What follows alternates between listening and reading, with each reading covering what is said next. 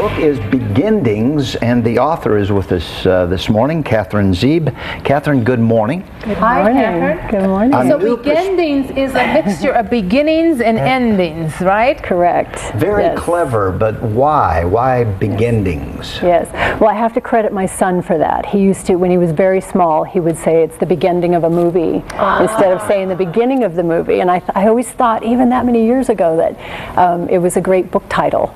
So I was just thrilled as can be when I put my own book together to be able to use it. Is it like Alpha and Omega?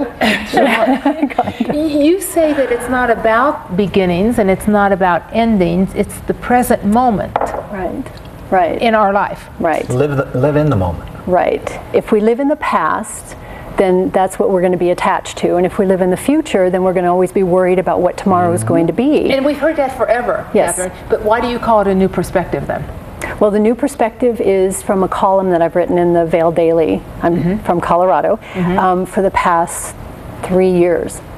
And a new perspective is, you know, we got to take these small little pieces of our life and be able to look at them from a new way. Because what happens is, if we do what we've always done, we'll get what we've always got.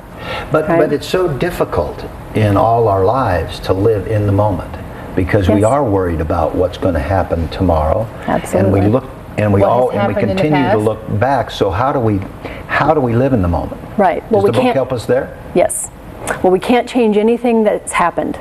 We can't even change anything we said 30 seconds ago, right? That's all considered to be the past. So it's really about, you have this moment to create tomorrow or even 5 minutes from now.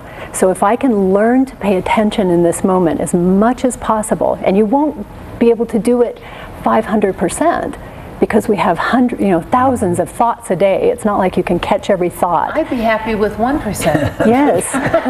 That's the, Well, so it is a learning process. Absolutely. Is there techniques to get to that? Yes. To do this, to stay in the moment? Yeah. What I did in the column is the different columns in the book. Each article in the book is about 2.5 pages, so they're very brief. And I'll take a subject So like, it's a compilation of a lot of your columns. yes, there's Okay. 51. I put them in alphabetical order. So if you're looking for letting go, for example, you can go right to the L and then find the section.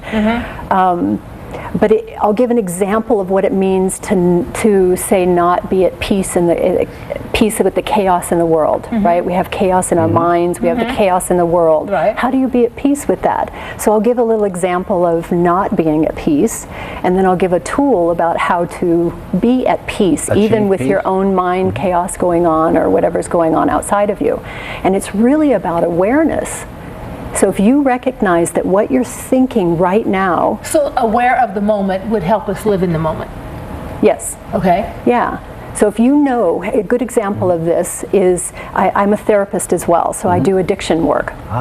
And one of the things that I work with a lot of people on is, you know, when my husband walks in the door, it's just an example of a story, when my husband walks in the door and he's got that same look on his face that I've seen 100 times before. And what look is that? And I know exactly that here we go now, right? Things are going to start escalating because I'm going to say something to him like, what's wrong with you, or whatever, you know. I'm going to react to that.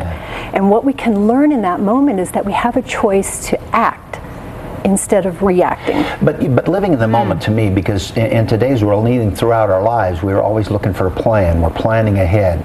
Where are we going to be? Put that plan together. And so we're always looking out for that plan. So how do we stay in the moment and act in the moment and react in the moment? Good question. So what we need to do is the more you are aware of how you're feeling in each moment. And what I have in the book, I have a section called the voice of the body. So if you're really uncomfortable and there's something that you're planning to do, but it's not really something that you want to do, for example, do you have good boundaries set up for yourself? That's about living present in the moment. So it's sounding a little bit like reacting is only good when you're acting in a movie, because that's what acting's all about, is reacting. So it sounds like that's about the only time we want to react. Well, and do not react to your husband's look on his face. well, not if you want a different outcome. Again, Right? it's been said 1,000 different ways. You can't expect a different outcome if you continue to do something the same That's way right. you've always done it. That's right. Forgiveness, that's a difficult one, isn't it? Yes. Yes. Because everybody, you know, the way we look at it I have a PhD in metaphysics, which is body, mind, spirit integration work. And the way we look at forgiveness is, you know, forgiveness is not so much about forgiving the other person per se, as it is learning to forgive yourself for carrying the anger or whatever it is that you feel that has, from whatever happened in the past, whatever it is that you feel that you've been carrying that's not allowing you to live your best life. Right? So letting that go. The baggage. The bag, yeah. 1,000 words have been put onto it. Exactly. The cost of truth. There's a chapter in your book, The Cost of Truth. Many times we and people do not like, there's something about us we don't like the truth sometimes. Right. What is the cost of truth? Right. Well, you know, you first and foremost, you have to discover what your own truth is. Most important.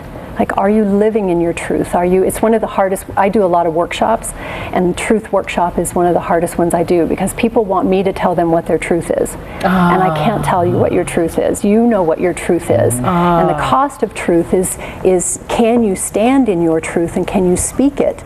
Can you live it? And sometimes that's going to be that you lose friends, or sometimes we have a gentleman who comes on the show. His name is Joseph Bortniak, and he has written a book, Standing in Truth. Which amazingly is talking about, again, standing in truth, and made me think when you're talking about truth, because many times we cannot do that. Or we don't know what it is. It does. And don't we lose ourselves because we begin to just continue to tell little lies, and they become bigger, and pretty soon our lies are actually our truth. Does that make sense? You begin to believe that. Absolutely. Absolutely. Yes.